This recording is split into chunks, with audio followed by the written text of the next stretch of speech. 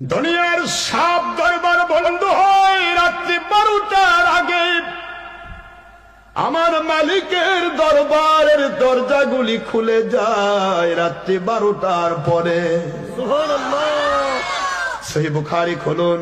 প্রত্যেক রাতে আমার আল্লাহ পাক রব্বুল আলামিন বলেন, আমি বলি দুনিয়ার বাসীরা, মুসলমানেরা, মুমিনেরা, আলা মিন মুস্তাগফিরিন ফাগফির আলা, আলা মুস্তারজিকুন ফারজুক, আলা মুবতালান ফাওয়াফিয়া। এইটা সবে বরাতের হাদিসে আসছে, আলাদা ভাবে আবার প্রতি রাতের জন্য বুখারীতে আসছে। সুবহানাল্লাহ বলেন। আল্লাহর বন্ধু বলেন, আমার আল্লাহ প্রতি রাত যখনই রাত্রি প্রহর হয়ে যায়, শবে বরাতের রাত সূর্য ডোবার পর থেকে শুরু হয় ডাক ফজর পর্যন্ত, আর প্রতি রাত শুরু হয় রাত্রি দ্বিপ্রহর থেকে ফজর পর্যন্ত আল্লাহর ডাক, বান্দারে কে আছো তোমরা? জীবন ভর গুনাহ করেছো, আমার কাছে মাপ পেতে চাও। সবাই ঘুমাই রে, তুমি ঘুমাইও না, তুমি আমার কাছে দাঁড়িয়ে যাও। আমি আমার রহমতের ফেরেশতাকে দেখাতে চাই, দেখো আমার বান্দাকে সৃষ্টি করতে তোমরা নিষেধ করেছিলে, একে কোন শক্তি দাঁড় করে রাখলো? রাত 12টা পার হয়ে গেল, সবাই তো আরামে ঘুমাচ্ছে রে, এ কেন ঘুমাই না? ও কি চাই বলো ফেরেশতা, কি চাই?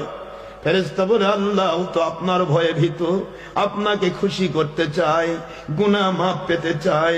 আল্লাহ বলেন, তোমরা সাক্ষী থাকো ফেরেশতারা, আমার মহব্বতে আমাকে ভয় পেয়ে রাতের বেলা তাহাজ্জুদ মুহূর্তে দুহাত তুলে আমার কাছে যে কাঁদে রে, আমি আল্লাহ ওর জীবনের গুনাহ মাফ করে দিলাম।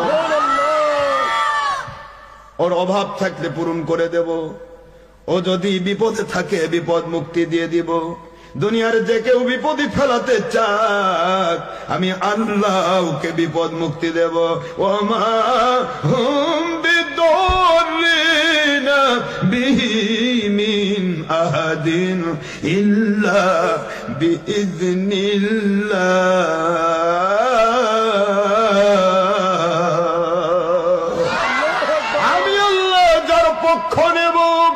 আমি যার পক্ষ নেব রে, সারা দুনিয়ার সব শক্তি যদি এক হয়ে তার বিরুদ্ধে আচরণ করে, আমি আল্লাহ তার একটা পশম তুলতে দেব না।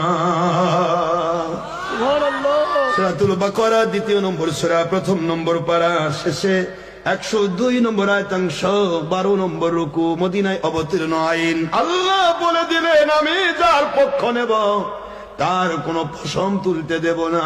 পক্ষ যদি আল্লাহকে নিতে চান, রাতের বেলা কাঁদুন বাবারা, রাতের বেলা কাঁদুন ফরজ নামাজের পর। আমার মালিক বলে, যারা দুর্বল যারা রাতে দাঁড়াতে পারবে না, রাত্রি দ্বিপ্রহর পর্যন্ত ঘুম জাগতে পারবে না, ওদের জন্য আমি অপরচুনিটি কামসন ওয়ানের লাইভ সুযোগ করে দিলাম। আজানের পর দোয়া কবুল হয়, ফরজ নামাজের পর দোয়া কবুল হয়, ওলি আউলিয়ার দরবারে দোয়া কবুল হয়, হক্কানি আলেমের সাথে দোয়া কবুল হয়।